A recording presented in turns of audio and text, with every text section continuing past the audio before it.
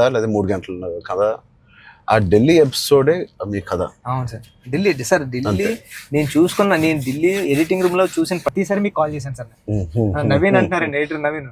ఏమన్నాడంటే అండి, నవీన్ అన్న వచ్చి నువ్వు చూసిన ప్రతిసారి 20 వరకు కాల్ చేస్తున్నావు అని. అంటే దాంట్లో ఫ్రేమ్ తీసి కట్ చేద్దామన్నా సరే నాకు భయం వేసి తీద్దామా లేకపోతే ఇది ఒక్కటే తీసేద్దామా అంటే, నువ్వు ఒకసారి గుర్తుపెట్టుకో, ఈ విజువల్ చూసిన ప్రతిసారి నువ్వు రామ్ చరణ్ సార్ కాల్ చేసావు, నువ్వు ఎలా చేస్తావు ఇది అంటే, అవునా అయితే తీనని మళ్ళీ దాన్ని హోల్డ్ చేసి దాని బిఫోర్ ఎక్కడ కట్ చేశాను కానీ ఢిల్లీ కట్ చేయలేదు సార్. ఢిల్లీ ఎపిసోడ్ నిజంగా నాకు సినిమాలో నాకు ఫేవరెట్ ఎపిసోడ్. అవును సార్. ఢిల్లీలో అప్పుడు టెంపరేచర్ కూడా చాలా చలండి, పక్కన షూటింగ్ చేయడానికి కూడా అవన్నీ క్లైమేట్ కూడా కంట్రోల్ లేదు సార్. బట్ ఢిల్లీ ఎపిసోడ్ మాత్రం ఢిల్లీ అని అనుకున్నాం, ఎలా షూట్ చేయాలని అనుకున్నాం. నాకు ఆ ఒక్క ఎపిసోడ్ కి రాండీ గారికి 100% మార్క్స్ ఇచ్చారు సార్. అందుకని దాన్ని వైడ్ రేంజ్ ఫ్రేమ్స్ తో స్పాన్ కానండి, అంత కలర్ టోన్ కూడా ఢిల్లీ దగ్గర కలపలే, ఫిల్మ్ కలర్ టోన్ మార్పు సార్.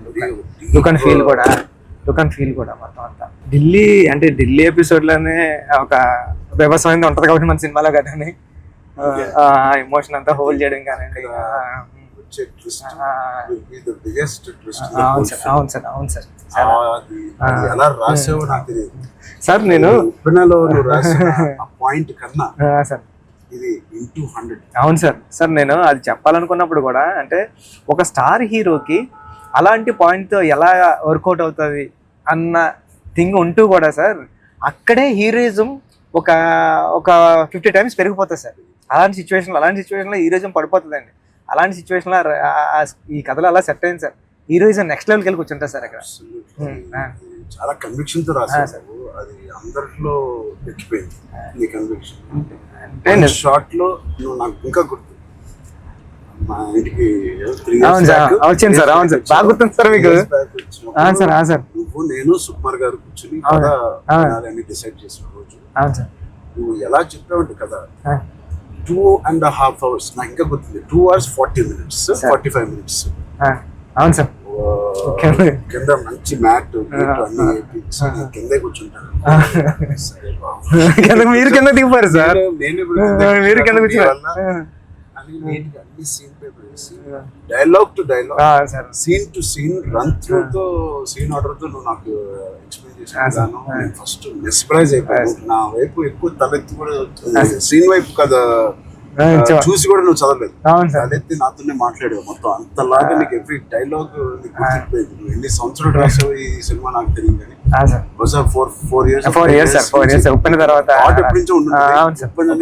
డెవలప్ చేసావు. నువ్వు నరేట్ చేసిన గ్రిప్పింగ్ గా నరేట్ చేసిన విధానం కానీ నేను మెస్ప్రైజ్ అయిపోయాను. అసలు ఏ కథ చెప్తున్నాడు తర్వాత చెప్పిన విధానానికి నేను సార్. నాకు డౌట్ సార్, కథే అంటే అక్కడ రామ్ చరణ్ సార్ కాదు, బుచ్చిబాబు కాదు, అంటే కథే అంటే కథను నమ్మిన డైరెక్టర్గా నేను వచ్చాను సార్. కథను నమ్మిన డైరెక్టర్గా వచ్చి మీకు నేరేషన్ ఇచ్చినప్పుడు నాలో భయాలు చాలా ఉన్నాయండి. ఇలాంటి స్క్రిప్ట్ ఓకే చేయడానికి, ఇలాంటి ఎమోషనల్ డ్రామా అంటే పెద్ద అంటే యాక్షను, క్రికెట్, రెజ్లింగ్ కాదు సార్. పెద్ద అంటే ఎమోషను. నేను నేరేషన్ ఇచ్చిన ప్రతిసారి నా కళ్ళంట నీళ్ళు వచ్చాయి సార్. అరే అంటే ఏడ్ చేస్తున్నాను కాబట్టి ఏడ్ చేసిన కొన్ని సీన్లు అక్కడ చెప్పడం కూడా తోసేసేవాడి సార్. కానీ ఇలాంటి స్క్రిప్ట్ని మీరు విన్నప్పుడు మీ ఫీలింగ్ అంటే మీరు ఏమనుకున్నారు సార్? అంటే ఇలాంటి స్క్రిప్ట్ చెయ్యాలనుకున్నారా? సుకుమార్ గారు ఇచ్చిన కాన్ఫిడెన్స్ వల్ల, సుకుమార్ గారి బ్యాచ్ వల్ల ఆయన ఎందుకో నన్ను చేయమని అడగడం ఏదో ఒకటి ఉంటుంది. లేకపోతే నాకు లేదు కదా, ఇంకేదో ఉంది కదా అనుకునే టైంలో సడన్ గా ఇది చేసాము. మన ఇద్దరం ఎప్పటి నుంచో రంగస్థలం టైం నుంచి మనం ఇద్దరం పని చేయాలనుకున్నాం. అది ఇంత తొందరగా ఫస్ట్ సుకుమార్ గారు ఏదో ఉంటే అప్పుడు మనకు చెప్పారు. బట్ నాకు ఏం నచ్చిందంటే పెద్ద అనే ఫిల్మ్ లో నువ్వు అన్అడల్టరేటెడ్ గా, అంటే ఏవి కమర్షియల్స్ గా ఆలోచించడం కానీ ఫ్యాన్స్ పరంగా కానీ ఏ ఉద్దేశం లేకుండా ఆ కథకి ఏది న్యాయం అదే నువ్వు రాసావు, అదే నాకు చెప్పావు. అక్కడ నీ నిజాయితీ నాకు ఫస్ట్ నచ్చింది. నా క్యారెక్టర్ లో ఉన్న నిజాయితీ నచ్చింది, పెద్దిగాడి క్యారెక్టర్ లో ఉన్న నిజాయితీ నాకు నచ్చింది. దాని తర్వాత ఏదేమైనా లైఫ్ లో ముందుకు సాగుతూ వెళ్ళాలి అనే point is the biggest point of Peddi. Hurdles వచ్చినా, ఇంకోటి ఇవన్నీ దేనికి చేస్తున్నారు, ఆ కథ ఏంటి, ఆ కథ ఇవన్నీ దేనికి చేస్తున్నారు, ఇన్ని ఆటలు ఎందుకు ఆడుతున్నారు, అదేంటి క్రాస్ ఓవర్ అథ్లీట్ అండి మెయిన్ పాయింట్. అది sir main point cross over athlete.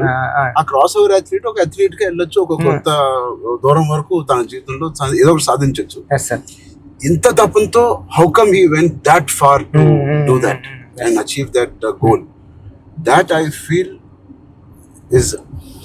Identity, గుర్తింపు కోసం. సార్ నిజంగా చెప్పాలంటే ఈ కథ రాయడానికి మెయిన్ కారణం, మీ దగ్గరికి వచ్చి నేరేషన్ ఇవ్వడానికి కారణం అంటే, మీరు ఎప్పుడు మెరుపు టైంలో ఎప్పుడు ఇంటర్వ్యూ ఇస్తే నాకు స్పోర్ట్స్ సినిమా చేయాలని కోరిక అన్నారు సార్.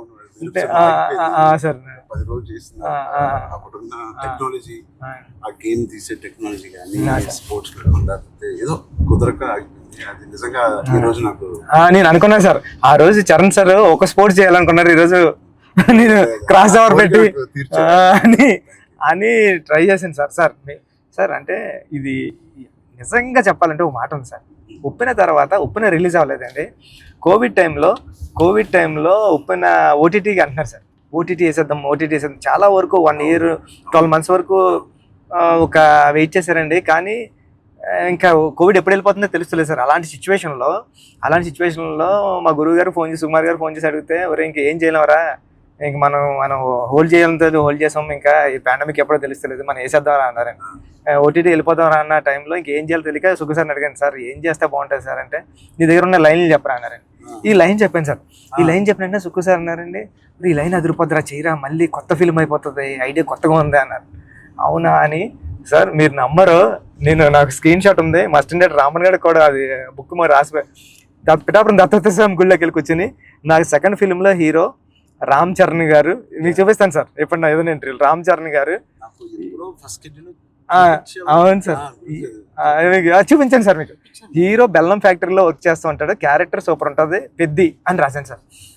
ఫస్ట్ ఫిలిం ఇంకా రిలీజ్ కాలేదు, సెకండ్ ఫిలిం రామ్ చరణ్ గారితో డ్రీమ్ అంటే నేను అనుకుంటాను సార్, మనిషి గట్టిగా కోరుకుంటే ఏదన్నా అయిపోతుంది సార్. గట్టిగా కోరుకోవాలి సార్.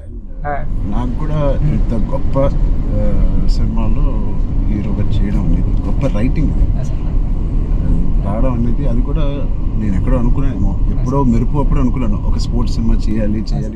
మీ సంకల్పమే సార్ అది. అప్పటి నుంచి 10 ఏళ్ళు అయిపోయింది మెరుపు, ఆల్మోస్ట్ 12 years అయిపోయింది. ఆ 12 years నుంచి నా కోరిక, నీ కోరిక ఏదో సరే ఇద్దరిని సుకుమార్ గారు కలిపారు.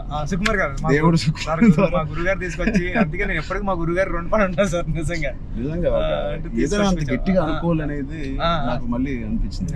అనుకుంటే సాధ్యం అవుతుంది అనేది, అనుకుంటే అవుతుంది అన్నారు. మీరు ఏదైతే అన్నారో ఇదే మన కథ సార్. పెద్దిగడు ఏది వదలడే అండి. పెద్దిగడు పట్టుకుంటే అంటే చిన్న ఇన్సిడెంట్లకే ఈ జనరేషన్ అంతానే అది కాదు, ఇది అవుతులేదు అని కొద్ది ప్యానిక్ అయిపోయి రకరకాల డెసిషన్ తీసుకున్నారు కదా సార్. అలాంటి సిచ్యువేషన్లో పెద్ది చాలా ఇన్స్పిరేషనల్ క్యారెక్టర్ సార్. పెద్దిగడు అందరికీ హృదయంలో ఉండిపోతారు సార్.